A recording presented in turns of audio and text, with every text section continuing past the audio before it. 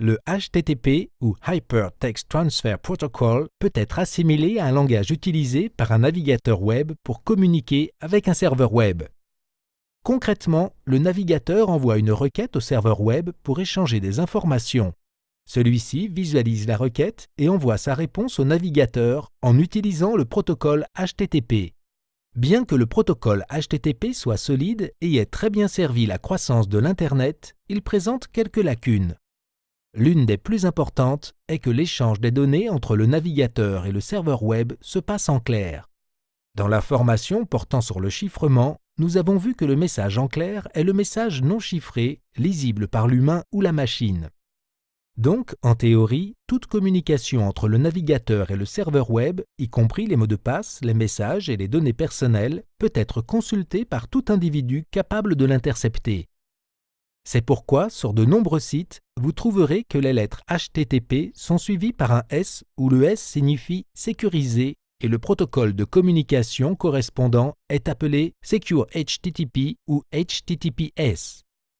Donc, chaque fois que vous voyez dans la barre d'adresse du navigateur les lettres HTTPS, vous pouvez être certain que les données de cette page sont chiffrées avant d'être envoyées vers le serveur web. Bien sûr, la nécessité de chiffrer les données lorsque vous utilisez un site de banque en ligne ou pour effectuer un paiement avec votre carte de crédit semble évidente.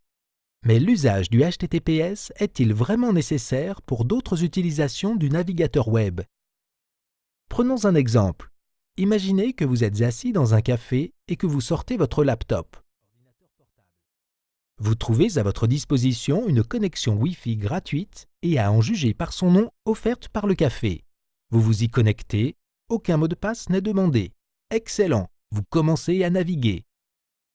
Vous lisez le journal, vous écoutez de la musique, vous regardez quelques vidéos, mais si vous deviez consulter vos mails, vous connectez sur Facebook ou consulter votre solde bancaire, soyez prudent, il est temps de faire une pause et de réfléchir. Rappelez-vous que lorsque vous utilisez le Wi-Fi, votre ordinateur se comporte comme une station de radio. Chaque mail, chaque message, chaque modification du statut que vous faites sont envoyés sur les ondes et tout le monde à portée du Wi-Fi pourrait être capable de s'approprier votre communication et de la lire. Il existe des logiciels gratuits qui sont conçus précisément pour rendre très facile l'interception du trafic sans fil. Donc, en théorie, votre voisin est capable de voir tout ce qui entre ou sort de votre ordinateur et la seule façon de s'assurer que votre communication soit illisible, si elle est interceptée, est donc de la chiffrer.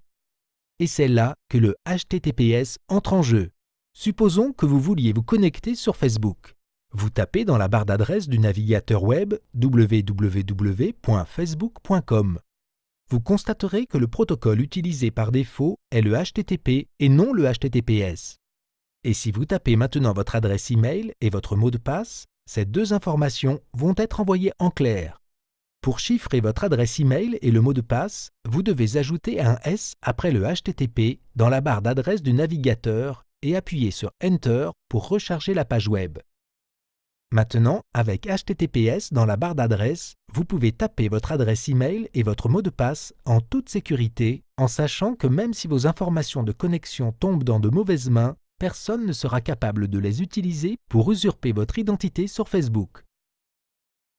Notez qu'avec certaines applications, seules les informations de connexion sont envoyées chiffrées, alors que toute communication ultérieure est envoyée en texte clair. Ainsi, chaque fois que vous utilisez une connexion Wi-Fi pour transmettre de l'information et que vous ne voulez pas qu'elle tombe dans de mauvaises mains, vous devez toujours vous assurer de la présence du HTTPS dans la barre d'adresse du navigateur. Si ce n'est pas le cas, il est préférable de ne pas utiliser le Wi-Fi, mais une connexion filaire. Sachez également que la plupart des sites ne fonctionnent pas en mode chiffré HTTPS, contrairement à Facebook. Enfin, il est important de souligner que le risque qu'une personne intercepte votre communication est accru lorsque vous êtes connecté à un réseau non sécurisé et de fait, chaque fois que vous avez la possibilité d'utiliser le HTTPS, vous devriez choisir cette option. La fondation Electronic Frontier Foundation fournit un module additionnel pour Firefox appelé HTTPS Everywhere. Si vous passez par Firefox, vous devriez envisager de l'utiliser. Un homme averti en vaut deux.